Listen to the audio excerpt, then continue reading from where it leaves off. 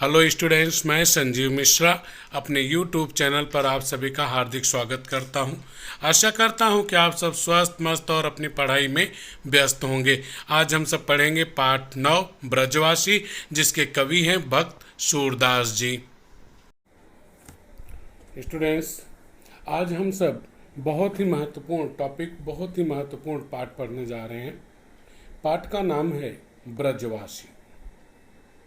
यह कविता जो है लिखी है भक्त सूरदास जी ने। पाठ 9 ब्रजवासी। ब्रज अर्थात वृंदावन, वहाँ के निवासियों की बात हो रही, ब्रज के निवासियों की बात हो रही है। वासी मतलब निवास करने वाले लोग। इसके कवि हैं भक्त कवि सूरदास। सूरदास जी के बारे में थोड़ी सी चर्चा हम लोग कर लें। कहा जाता है सूर सूर तुलसी शशि, सूर सूर तुलसी शशि, उड़गन केशव दास, अब के कवि खद्योत सम, जह तह करत प्रकाश। कहने का तात्पर्य कि सूरदास जी हिंदी साहित्य के सूर्य हैं। तुलसीदास जी इस साहित्य के चंद्रमा हैं, और केशव दास जी वे जो हैं वो तारों के समान हैं। अब के कवि खद्योत सम, जह तह करत प्रकाश। और आजकल के जो कवि हैं वो जुगनू के समान हैं। जैसे जुगनू यहाँ वहाँ प्रकाश करता है, वैसे ही वो भी कभी अच्छे काव्य लिखते हैं, ज़्यादातर उनके काव्य किसी काम के नहीं होते हैं। यहाँ पे सूरदास जी के बारे में क्या बात करें। आपने एक से बढ़कर एक ऐसी रचनाएं लिखी हैं, चाहे साहित्य लहरी हो, सूर सागर हो, सभी में कृष्ण की भक्ति, उनकी उपासना का वर्णन किया। भ्रमर गीत है जहाँ पे गोपियों के प्रेम का वर्णन किया। आप सगुण भक्ति के प्रबल समर्थक रहे हैं। सगुण और निर्गुण दो भाव होते हैं। सगुण मतलब जहाँ पे साकार ब्रह्म की उपासना होती है, मूर्ति की पूजा होती है। निर्गुण अर्थात जहाँ पे भगवान का तब किया जाता है, जब किया जाता है, लेकिन कोई मूर्ति आकार नहीं होती है। वहाँ पे यही कहा जाता है, सिया राम मैं सब जग जानी, करो प्रणाम जोर जो परे। सभी को मैं ईश्वर मानता हूँ, सभी मेरे लिए भगवान है। सूरदास जी यहाँ पर उन्होंने ब्रज के लोगों की दशा का, उनके दुख का यहाँ पर बहुत ही सुंदर वर्णन किया है कि जिस समय मथुरा से कंस कृष्ण को बुलाता है कि अब आप यहाँ पे आइए और उत्सव देखने के लिए। कृष्ण वहाँ जाएंगे, यह बात सब जानते हैं, तो कंस उन्हें जीवित नहीं छोड़ेगा। वहाँ पे यशोदा जी कृष्ण के जाने से कितनी दुखी हो रही, जाने की बात सुनकर, उसका वर्णन कवि सूरदास जी ने, भक्त सूरदास जी ने इस पहले पद में किया है। वहीं पे दूसरे पद में यहाँ पर गोपियों की दशा का वर्णन किया गया है कि गोपियां कृष्ण के जाने से कितनी दुखी हैं। तीसरे पद की बात करें तो यहाँ पे राधा जी के दुख का, उनकी पीड़ा का, उनको मिलने वाले कष्टों का वर्णन किया है कि कृष्ण के जाने के बाद उनकी दशा किस तरह की हो गई। अगर हम अगले में जाते हैं, चौथे में, तो वहां पर उद्धव जी श्री कृष्ण का जो संदेश लेकर आए थे, संदेशवाहक थे गोपियों को समझाने के लिए, वो वापस मथुरा लौटे हैं, वृंदावन से, ब्रज से, और कृष्ण से गोपियों के बारे में, वृंदावन के बारे में, ब्रज के बारे में बता रहे हैं, गोकुल के बारे में, कि वहाँ के लोग कैसे, वहाँ कैसे हैं सब कुछ।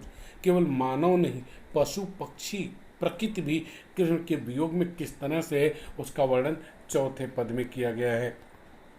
और पांचवें में यह किसी के लिए भी मार्मिक हो सकता है कि वह गांव छोड़कर, घर छोड़कर के मुंबई जैसे शहर में आया है, दिल्ली शहर में, बंगलोर, चेन्नई में है, उसे गांव की याद आती है। वह भी कह उठता है, ऊधो मोहि ब्रज बिसरत नहीं। मुझे अपना गांव, जैसे कृष्ण को नहीं भूलता है ब्रज, वैसे मुझे अपना गांव कभी भूलता नहीं है। आइए हम लोग इन के बारे में जानें कि भक्त कवि सूरदास जी क्या कुछ कहते हैं। भक्त सूरदास ने इन पदों में उस समय का वर्णन किया है जब श्री कृष्ण गोकुल से मथुरा चले गए हैं। आप जानते ही हैं कि कृष्ण का जन्म मथुरा में हुआ। वो वासुदेव और जानकी के वासुदेव और देवकी के वो 8वीं संतान थे। अभी हाल फिलहाल में जल्दी ही उनकी अष्टमी आने वाली है, गोकुलाष्टमी। आप लोग कृष्ण जन्माष्टमी आप लोग धूमधाम से मनाते हैं, दही हंडी फोड़ते हैं। तो वहाँ जन्म हुआ और पैदा होते ही उनको मथुरा से लेकर के वासुदेव जी वो गोकुल आ गए और ला करके यहाँ पे यशोदा और नंद बाबा नंद को दे गए और बदले में उनकी बेटी ले गए। वापस बड़े हो गए तो अपने माता पिता जो कैद में पड़े हैं उनको छुड़ाने की जिम्मेदारी उनकी बनती है। एक अच्छा पुत्र वही है जो अपने पिता को, अपनी माता को स्वतंत्रता आज़ादी प्रदान करे, उनको हर सुख सुविधा प्रदान करने के लिए वह हमेशा तत्पर हो, तैयार हो। तो यहाँ पे श्री कृष्ण गोकुल से मथुरा चले गए। गोकुलवासी कृष्ण वियोग से व्यतीत हैं अर्थात बहुत दुखी हैं। प्रथम 3 पदों में आपने माता यशोदा एवं गोपियों के श्री कृष्ण के प्रति प्रेम एवं उनकी अनुपस्थिति में उनके दुख को दर्शाया है। यानी पहले, दूसरे और तीसरे पद में यहाँ पे श्री कृष्ण के वियोग में उनकी माँ यशोदा और गोकुलवासी की क्या दशा हुई उसका वर्णन। चौथे पद में उद्धव गोकुल से लौटकर मथुरा में श्री कृष्ण को गोकुल निवासियों, पशु पक्षियों, प्रकृति का उनके प्रति प्रेम, विरह कष्ट सुनाते हैं। अंतिम पद में श्री कृष्ण के ब्रज भूमि एवं वहाँ के निवासियों के लगाव का बड़ा ही मार्मिक वर्णन किया। मार्मिक क्या होता है? जो हृदय को छू जाए, जो हमारे अंदर गहरे में बैठ जाए, उसे हम मार्मिक कहेंगे। आइए तो हम लोग इसको पढ़ते हैं, इसके भावार्थ को समझते हैं। इससे बोर्ड एग्जाम में एक बार प्रश्न आ चुका है 6 मार्क का, आशा है कि फिर से आएगा 5 मार्क के लिए, इसलिए बहुत गंभीरता से समझिएगा। और पूरी की पूरी ब्रज भाषा है। ब्रज कहाँ पे? जो मथुरा, वृंदावन, गोकुल, ब्रज इत्यादि क्षेत्रों में 84 कोश में बोली जाती वह कहलाती है ब्रज भाषा। बहुत ही सुंदर, बहुत ही मीठी भाषा है।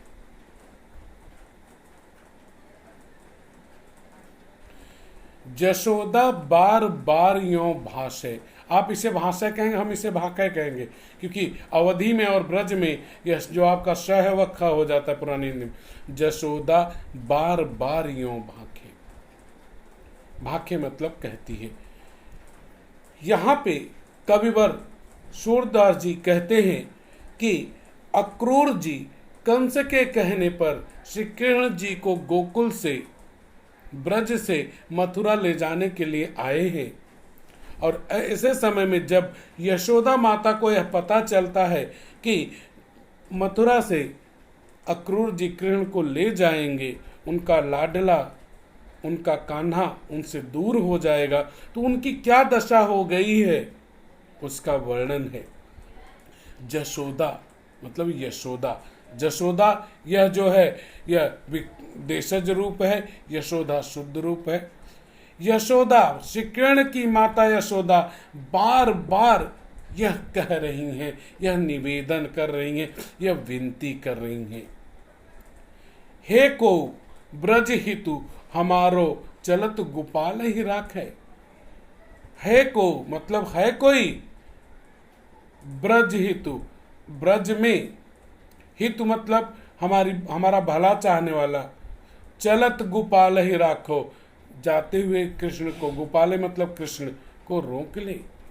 यहाँ पे कवि सूरदास जी कहते हैं कि यशोदा बार बार यह कह रही हैं कि इस संपूर्ण ब्रज क्षेत्र में क्या कोई मेरा भला चाहने वाला है? कोई है मेरा ऐसा हितैषी जो मेरा भला चाहता है, मेरा चाहता है कि मैं खुश रहूं?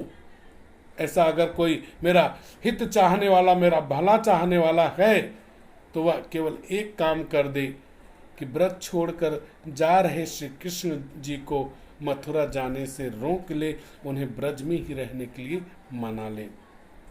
तो यहाँ पर ये ध्यान रखिएगा, यहाँ पर संजाल आपका जो बन रहा है उसका पहला उत्तर हो जाता है। और संजाल की यही बनेगा कि यशोदा कृष्ण के वियोग में ये बातें कहती हैं, कृष्ण के लिए कही गई यशोदा की बातें। तो पहला हुआ कि क्या कोई ब्रज में हमारा भला चाहने वाला है जो मथुरा जा रहे कृष्ण जी को वहां जाने से रोक ले। राख है मतलब रोक ले। यहाँ पर आप देखेंगे तो आपका शब्द युग्म आया है, बीच में योजक चिन्ह भी है।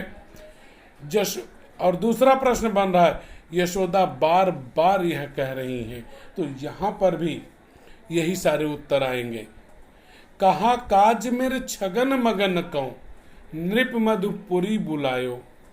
कहा काज यानी कौन सा काम, काज मतलब काम, छगन मगन अर्थात श्री कृष्ण जी। छैल छबिल श्री कृष्ण जी के अनंत नाम है, उनमें से एक नाम ये भी है। छगन मगन अर्थात खेलने कूदने वाले, खेलने कूदने में मग्न रहने वाले। कौ मतलब को, नृप राजा, मधुपुरी अर्थात मथुरा, बुलायो बुलाया है। यहाँ पर आगे सूरदास जी कहते हैं कि आखिर मथुरा में ऐसा कौन सा काम आ गया, आखिर मथुरा में ऐसा कौन सा काम आ गया कि जो वहां के राजा, कहाँ के, मथुरा के राजा कंस ने मेरे छगन मगन श्री कृष्ण जी को मथुरा बुला लिया है। कौन सा काम ऐसा मथुरा में आया है कि मथुरा के राजा कंस ने मेरे पुत्र, मेरे लाडले, मेरे कान्हा श्री कृष्ण को मथुरा बुलाया है। तो यह दूसरा बॉक्स में दूसरा उत्तर आपका आ गया कि बार बार यह कह रही हैं, या फिर यहाँ पे जो प्रश्न है कि यशोदा के कृष्ण के वियोग में कही गई बातों में दूसरी बात यह हो गई। अगला है यहाँ पे छगन मगन शब्द युग्म हुआ, योजक शब्द हुआ। सुफलक सुत मेरे प्राण हरण कौ, काल रूप है आयो। सुफलक सुत, सुत मतलब पुत्र, यह सुफलक सुत कहा जाता है अक्रूर जी को, जो कि कंस के एक महामंत्री थे और नंद बाबा के बहुत दोस्त थे, वासुदेव के करीबी थे, कह सकते हैं कि कृष्ण के भी रिश्तेदार थे, उनके बहुत करीबी थे। प्राणहरण अर्थात प्राण समाप्त करने के लिए, जीवन समाप्त करने के लिए। काल रूप है आयो, काल रूप अर्थात यमराज का रूप धारण करके आए। एक बात और, अलंकारों की भरमार रहेगी, यह बात ध्यान रखिएगा आप। अलंकार और समास अगर आपको जानना है, आपको सीखना है, तो आपको यहाँ पे मिलेगा। उपमा, यमक, रूपक, खास करके उपमा और रूपक, उत्प्रेक्षा, ये तीन अलंकार, उपमा, रूपक, उत्प्रेक्षा, तीनों अर्थ अलंकार की भरमार मिलेगी। आपको मैं बताता चलूंगा, साथ में ही यहाँ पे बहुत सारे समासिक शब्द आपको मिलेंगे। आगे यशोदा जी कहती हैं, बार बार कहती हैं कि ये जो अक्रूर जी कृष्ण को मथुरा ले जाने के लिए आए हुए हैं, उन्हें देखकर ऐसा लगता है कि जैसे वे यमराज का रूप धारण करके, वे यमराज का रूप धारण करके मेरा प्राण हरने के लिए, मेरा जीवन समाप्त करने के लिए यहाँ ब्रज में आए हुए हैं। तो यहाँ पे प्रश्न बन गया कि यशोदा जी ने अक्रूर को यह बातें कही, इसके समान बताया, काल रूप के समान अर्थात यमराज के समान। तो तीसरे बॉक्स में आपका हो गया कि यशोदा बार बार यह कह रही हैं, या कृष्ण वियोग में यशोदा द्वारा कही गई बातों में, ये तीसरा हो जाएगा। बरु यह गोधन हरो कंस सब, मोहि बंदिलय में लो। बरु अर्थात भले, भले ही, गोधन यहाँ पे देखिएगा तो आपका गोधन गाय रूपी धन, गाय रूपी धन, तो यह आपका कर्मधारय समास बना। साथ में ही बहुब्रीहि जब बनाएंगे कि गाय ही धन है जिसका वह कहलाएगा गोधन। आप जानते होंगे कि प्राचीन काल में जिसके पास जितनी गाय होती थी वह उतना ही सुखी और समृद्ध माना जाता था।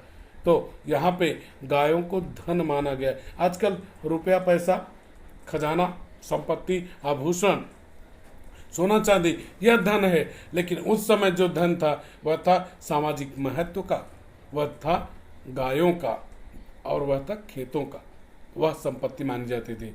गोधन अर्थात गाय रूपी धन। हरो, हरो मतलब ले ले। कंस आप जानते हैं मथुरा के राजा, तो यहाँ पे आ सकता है पद्यांश में आए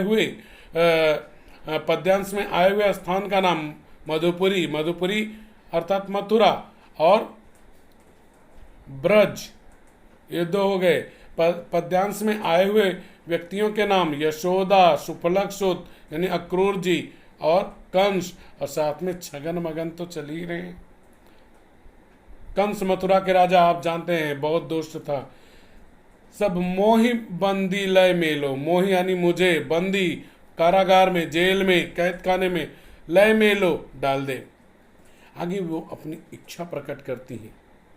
वो कहती हैं कि भले ही मथुरा का राजा कंस मेरे पास जितना गायक रूपी धन है, मेरे पास जितनी गायक हैं, वह सब ले ले। वो कहती हैं कि भले ही मथुरा का राजा कंस मेरे पास जितना गाय रूपी धन है, मेरी जितनी गायें हैं, और वह सब ले ले, और अगर उतने से भी उसका दिल न भरे तो मुझे वह कैद खाने में डाल दे, वह सब मुझे स्वीकार होगा।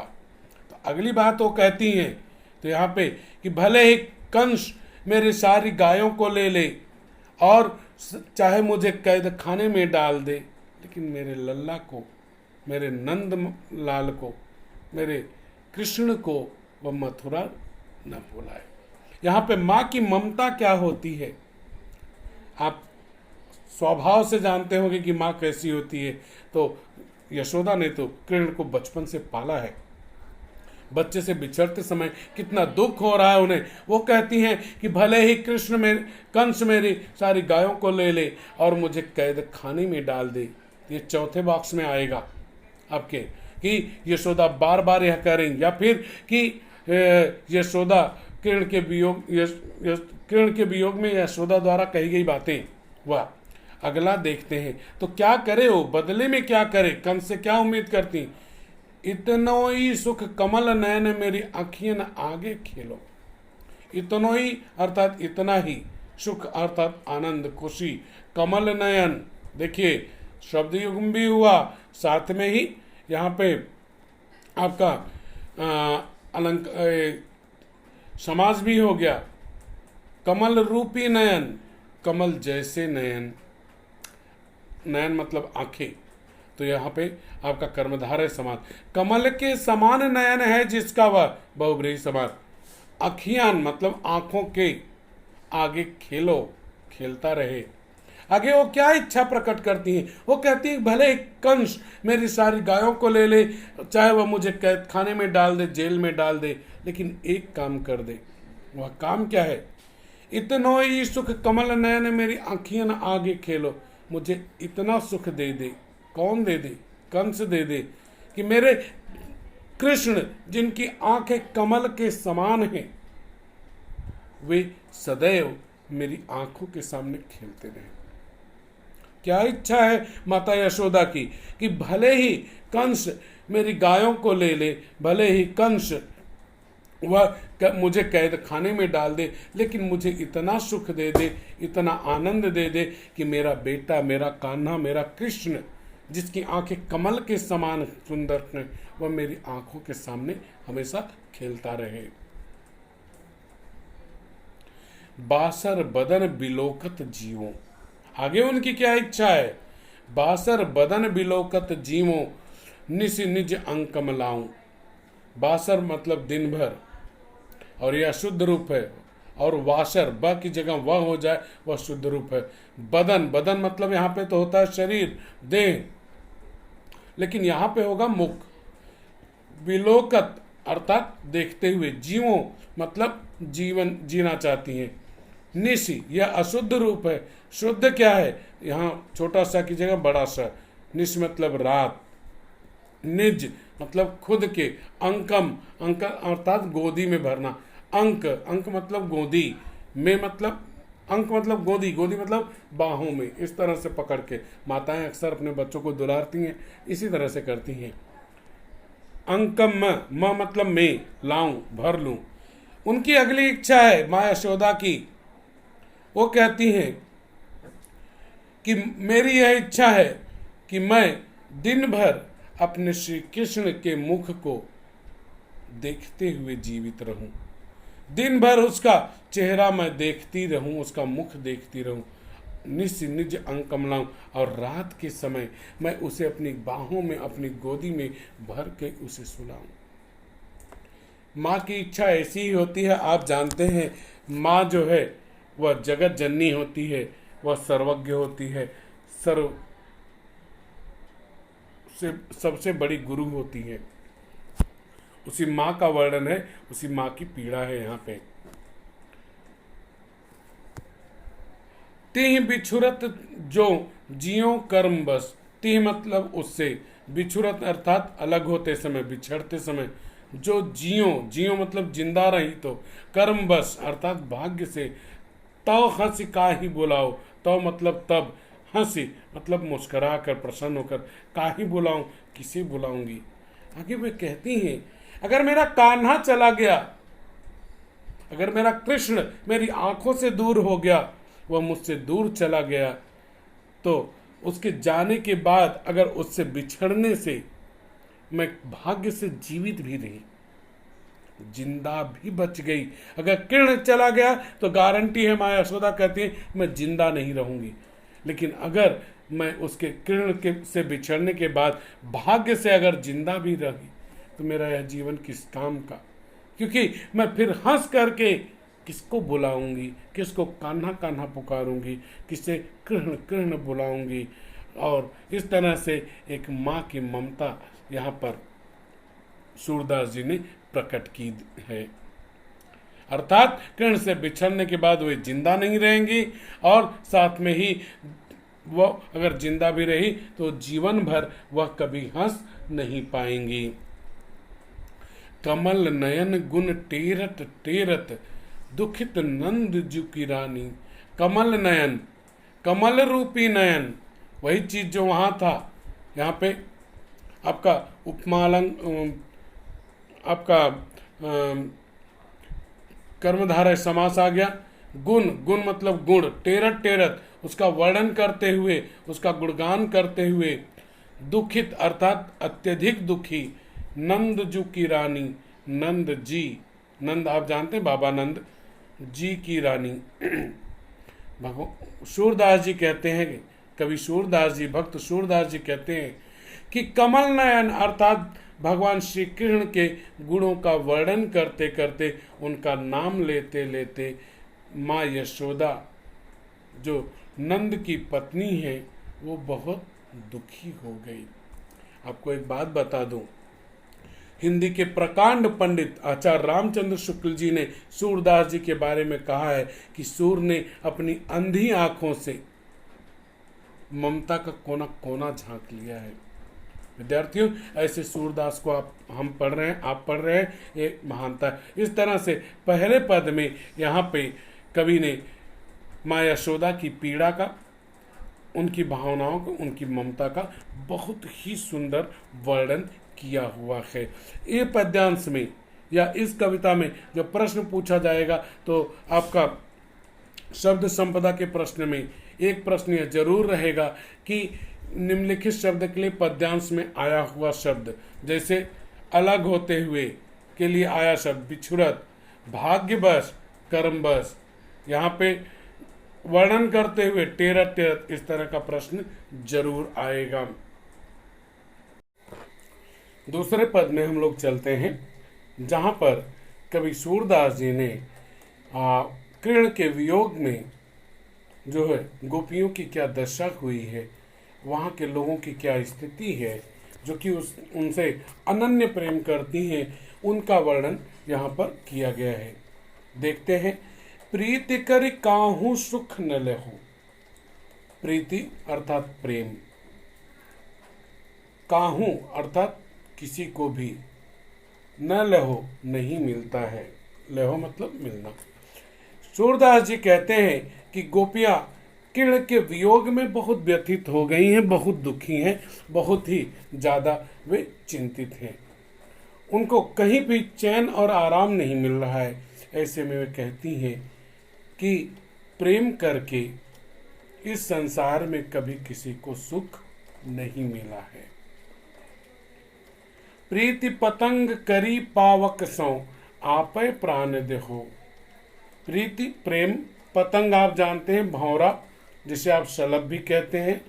कर मतलब करता है, पावक, पावक मतलब अग्नि, आग, सौ मतलब से, आपे अपना, प्राण देहो, प्राण देहो प्राण गवा देता है। आगे वो उदाहरण कवि सूरदास जी देते हैं कि गोपियां कहती हैं कि पतंगा भी तो वह आग से, दीपक की लौ से प्रेम करता है। उसका परिणाम जो है सर्वविदित है, सभी लोग जानते हैं।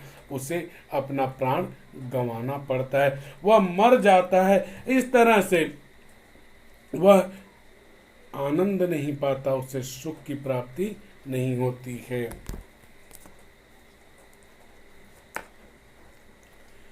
अलिसुत प्रीति करी जलसुत सौ संपुट मांझ गयो। अलिसुत अर्थात यहाँ पे भंवरा, जलसुत अर्थात यहाँ पे कमल, सौ मतलब से आप जानते हैं। संपुट, संपुट मतलब पंखुड़ी जिसमें वो कैद हो जाता है। माझ अर्थात में, गयो बंद हो जाना। आगे गोपियां कहती हैं कि भंवरों ने भी तो कमल से प्रेम किया, परिणाम क्या हुआ कि वह भंवरा जो सुबह से प्रातः काल होने से उस कमल की पंखुड़ी में इस तरह बैठा रहता है, उसके मकरंद को निकालता है, वही जिससे प्रेम करता है उसकी कमल की पंखुड़ियां ही शाम होने के बाद उसे उसमें बंद कर देती हैं, और वह भंवरा उसी पंखुड़ी के बीच, उसी संपुट के बीच में रह करके मर जाता है, उसका जीवन समाप्त हो जाता है।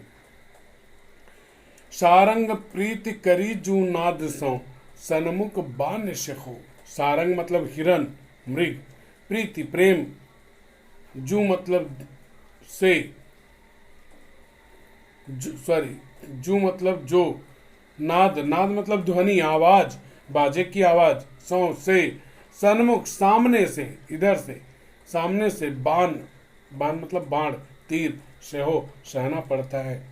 आगे वे प्रेम के बारे में कहती हैं कि प्रेम करने वालों का परिणाम क्या होता है। यहां ध्यान रखिएगा, दो दो संजाल महत्वपूर्ण बनेंगे। हिरण, मृग, यह बाजे की ध्वनि से, आवाज से अत्यधिक प्रेम करता है, और इस बात को जो शिकार करने वाला शिकारी है वह अच्छी तरह से जानता है कि हिरण का अगर शिकार करना है तो धीमी आवाज में बहुत ही मधुर बाजा बजाया जाए, और उस बाजे की आवाज को हिरण बहुत पसंद करता है। उसकी इस कमजोरी को जान करके शिकारी वह उसकी कमी का, उसके प्रेम का फायदा उठाता है। गोपियां कहती हैं कि हिरण, मृग यह बाजे की आवाज से अत्यधिक प्रेम करता है। उसका परिणाम यह होता है कि वह इतना मंत्र मुग्ध हो जाता है, उसमें डूब जाता है, उसमें लीन हो जाता है कि वह भागना भूल जाता है, शिकारी को भूल जाता है, और शिकारी सामने से उस पर बाण चलाकर उसका शिकार कर लेता है। हम जो प्रीति करी माधव सु चलत न कछु कहो। हम जो, हम मतलब कौन, गोपियां, माधव कौन, कृष्ण, सो मतलब से, चलत न कुछ कहो। गोपियां कहती हैं हमने भी तो श्री कृष्ण जी से अनन्य प्रेम किया, हमारे प्रेम का और कोई आधार नहीं था।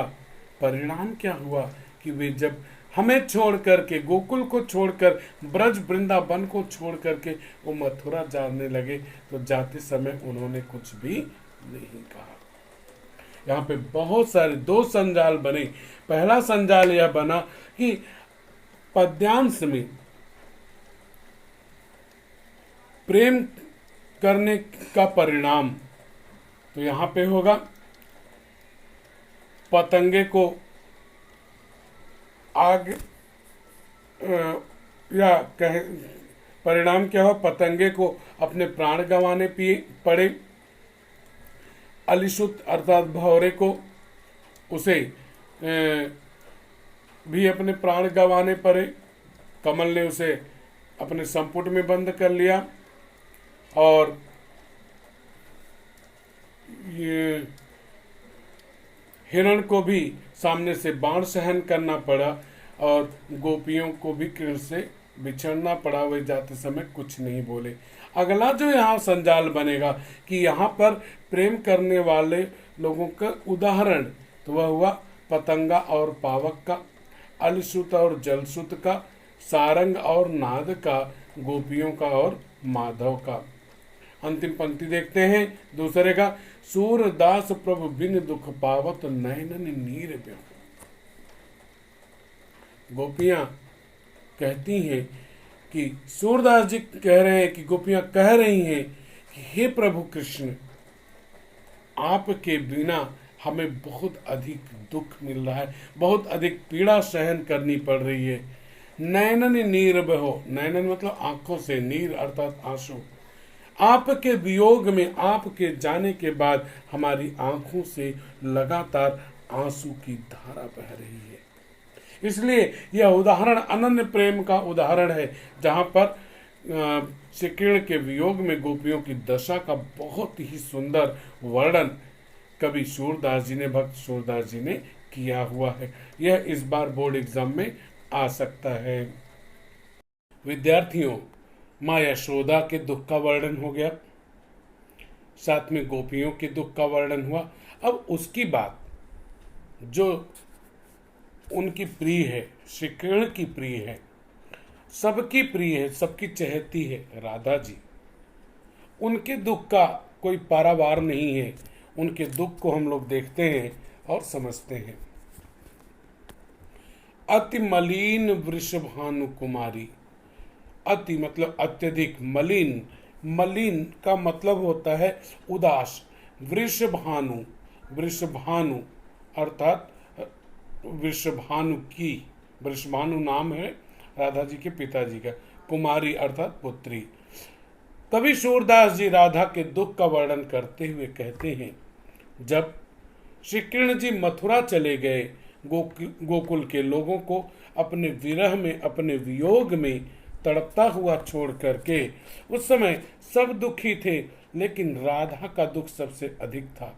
वे कहते हैं, श्री कृष्ण के मथुरा चले जाने के बाद श्री राधा जी अत्यधिक, श्री राधा जी, वृषभान की पुत्री श्री राधा जी अत्यधिक उदास रहने लगी। हरि श्रम जल भीजो उर अंचल, तिहि लालच न धुआवत सारी।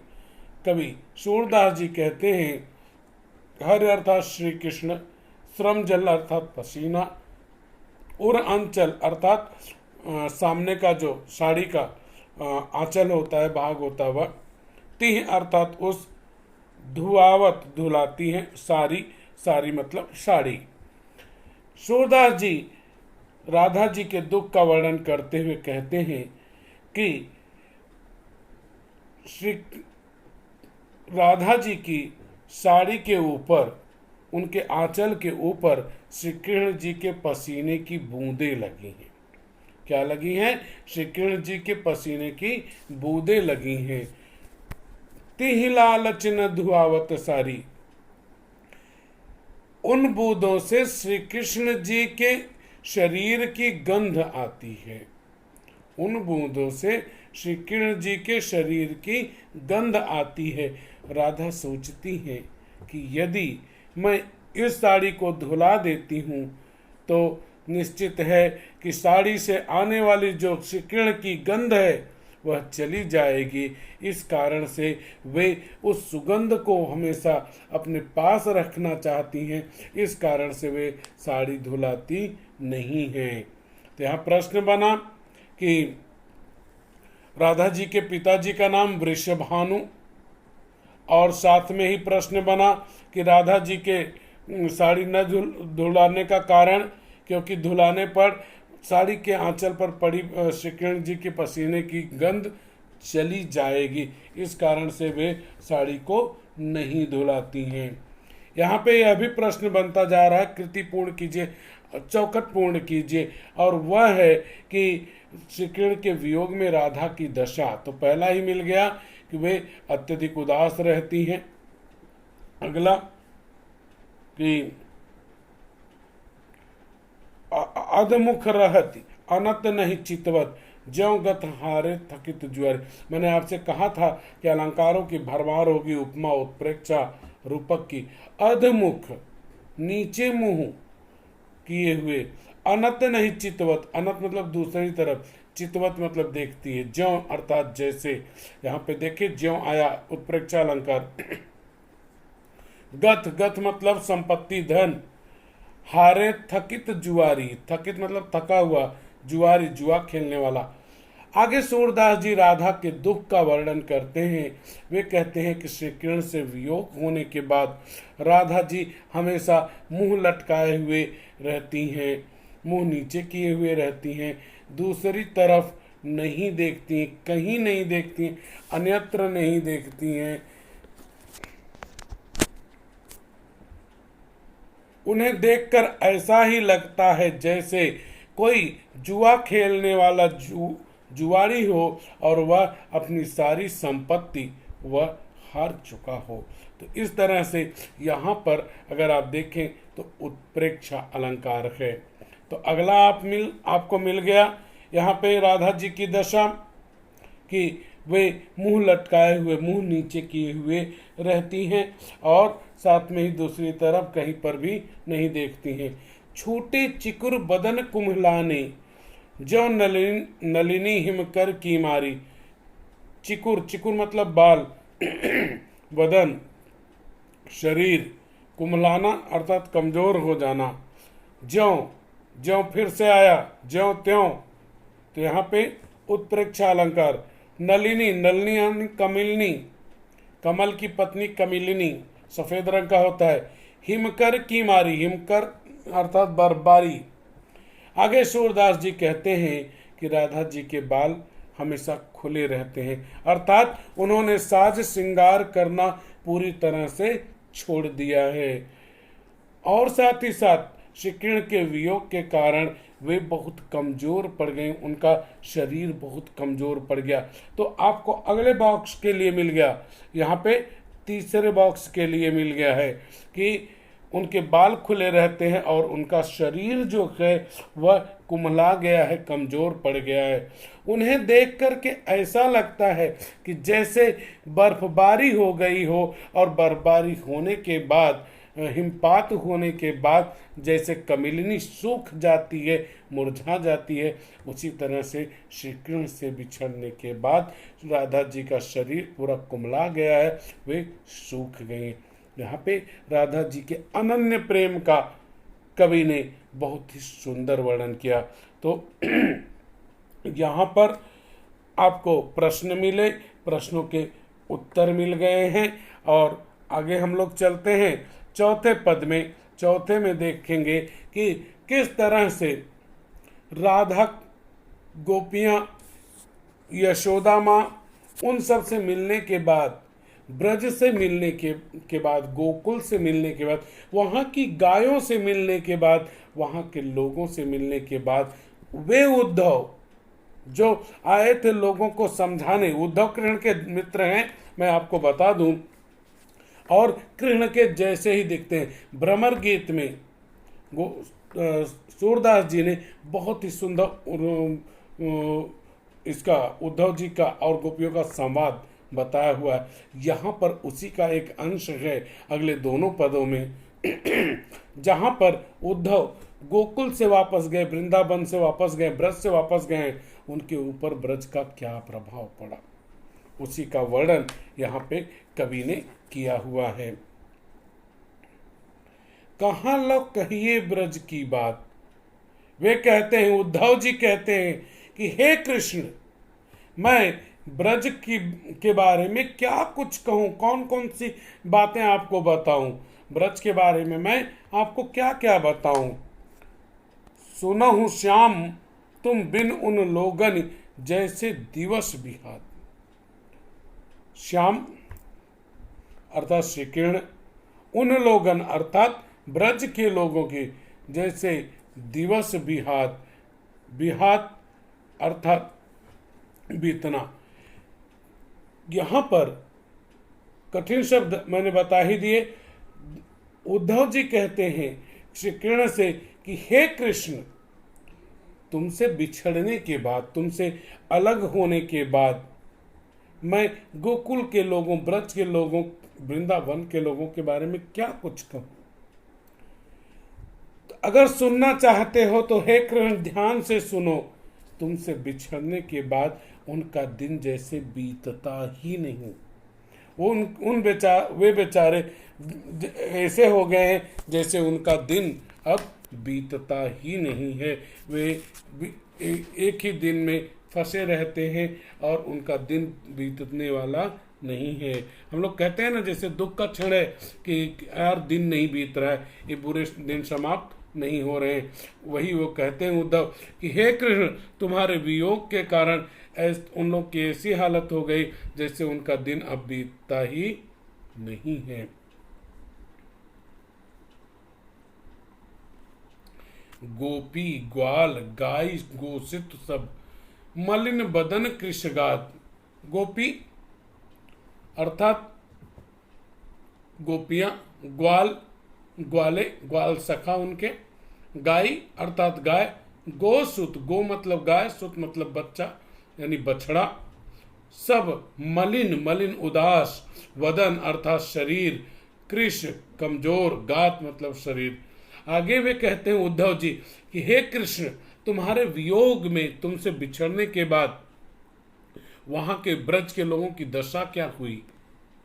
गोपियां, ग्वाले, गायें और गाय के बछड़े, सभी की हालत यह हो गई है कि सभी बहुत उदास रहते हैं, सभी बहुत उदास रहते हैं, सभी का शरीर बहुत ही ज्यादा कमजोर हो गया है।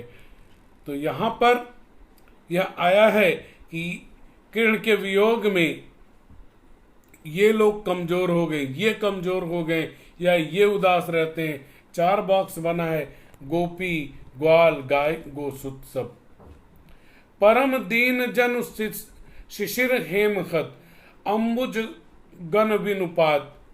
यहाँ पे जनु आया, जनु मनु जनु, उत्प्रेक्षा अलंकार। परम दीन अर्थात बहुत अधिक दुखी। जनु अर्थात जैसे। शिशिर हेमखत, शिशिर यहाँ पे दोनों छोटा सा की जगह पे बड़ा सा आएगा। एक ऋतु का नाम है शिशिर ऋतु। हेम, हेम यह हेमंत ऋतु का नाम है, जो ठंडी की ऋतु का आगमन होता है, अत्यधिक ठंडी पड़ती है तब। हत, हत मतलब कमजोर होना। अंबुजगन, अंबुजगन अर्थात कमल। बीनुपात, बीनुपात मतलब बिना पत्तों के। आगे वे उद्धव जी वहां ब्रज के लोगों के दुख का वर्णन करते हैं। वे कहते हैं कि हे कृष्ण, आपके बिना ब्रज के लोगों की दशा यह हो गई है, उन्हें देखकर ऐसा लगता है जैसे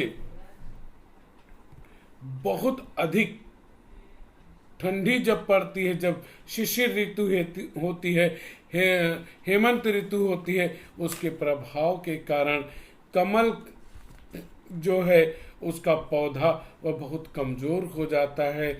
कमजोर होने के कारण वह पत्तों के बिना हो जाता है।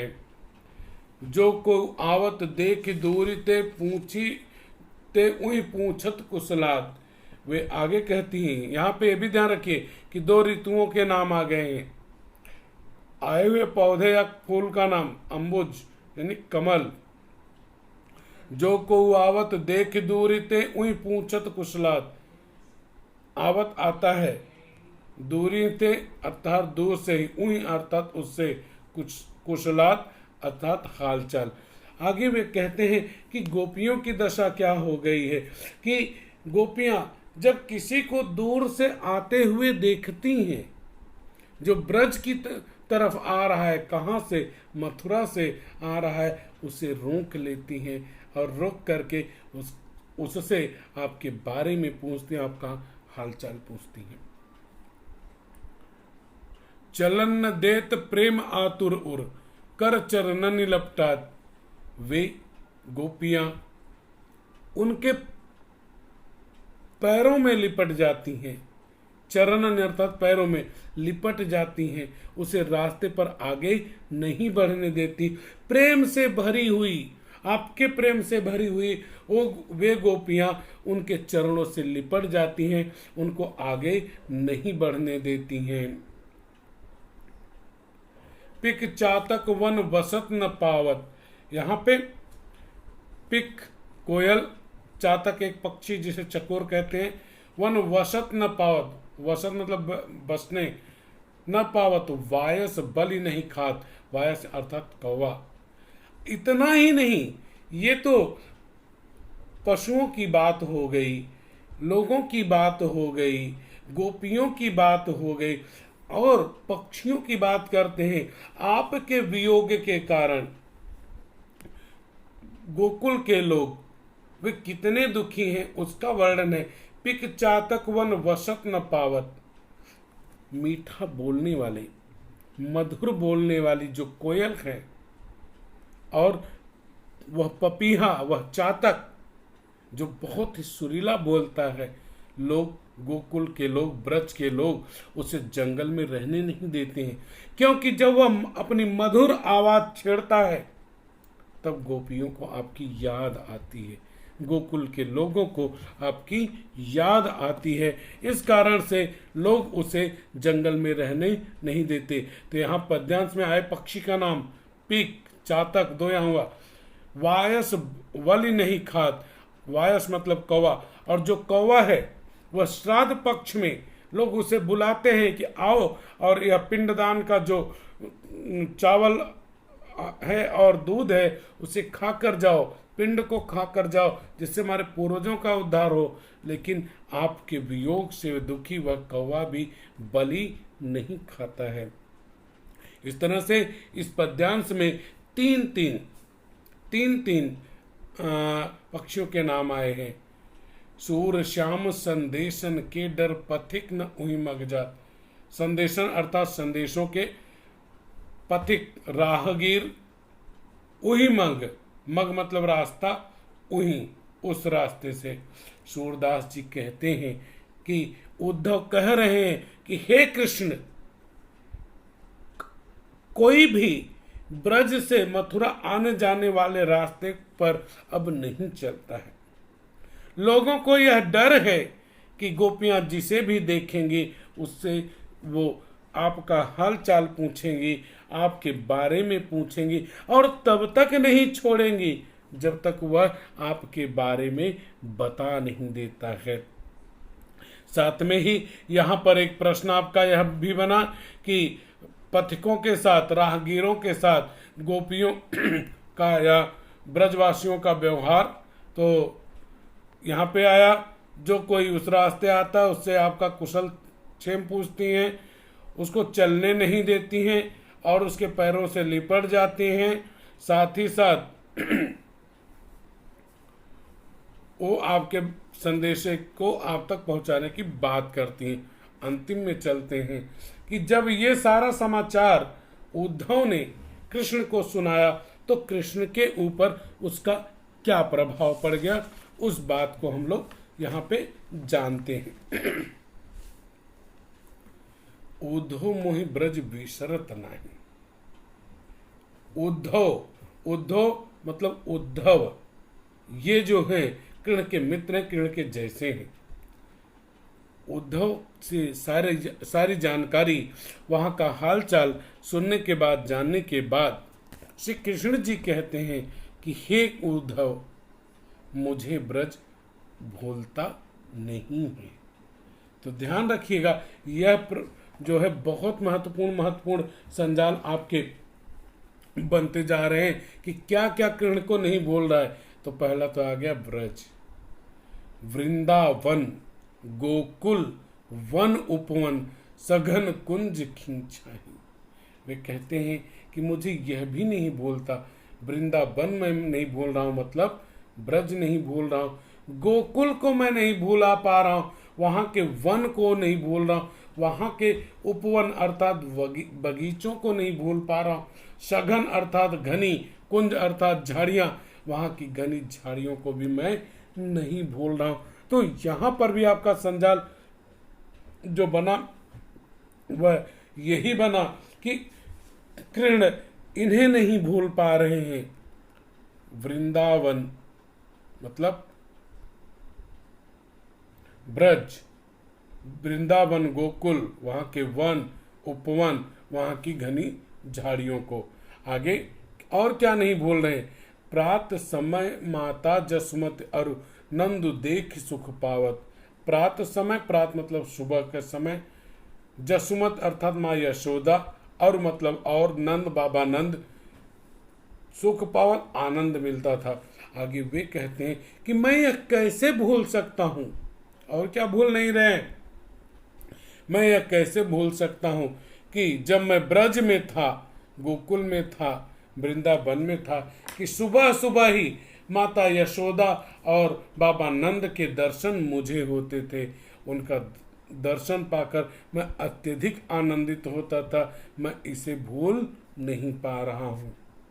माखन रोटी देहो सजायो, भगवान का प्रिय व्यंजन आ गया। अतिहित सात खवावत।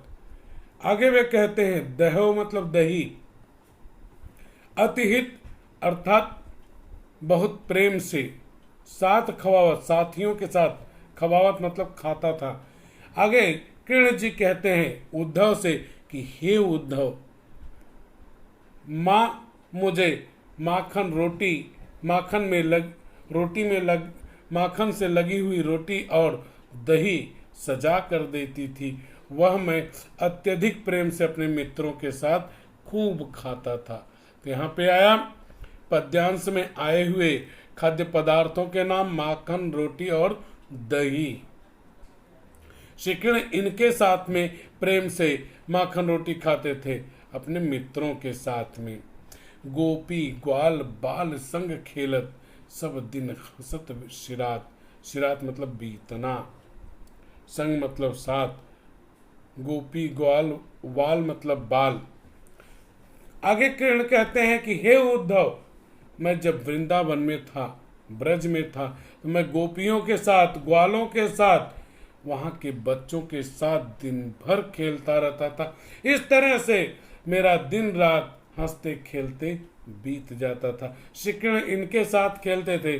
3 बॉक्सेस हैं, गोपी, ग्वाल और बाल के साथ में। सूरदास धन धन ब्रजवासी, जिनसो हिजु जदुतात। धन धन भाग्य, धन धन मतलब भाग्यशाली। कौन भाग्यशाली? ब्रजवासी। जिनसों अर्थात जिनसे, हितु, हितु अर्थात भला चाहने वाले, जदुतात एक कृष्ण के लिए आया है। अंत में सूरदास जी कहते हैं कि ब्रज के लोग बहुत भाग्यशाली हैं, बहुत ही भाग्यशाली हैं कि उनका भला चाहने वाले परमेश्वर श्री कृष्ण जी हैं। अंतिम में एक प्रश्न यह कि पद्यांश में आए हुए व्यक्तियों के नाम, एक उद्धव और दूसरा कृष्ण। इस तरह से हमारा यह सूरसागर से लिया हुआ आपका ब्रजवासी पाठ यह संपन्न होता है। अगर आपको मेरा यह वीडियो पसंद आया हो तो वीडियो को लाइक कीजिए, चैनल को सब्सक्राइब कीजिए और इसे शेयर कीजिए जिससे दूसरों को इसका लाभ मिले। अपने सुझाव जरूर हम तक पहुंचाइए जिससे उसमें सुधार हो सके।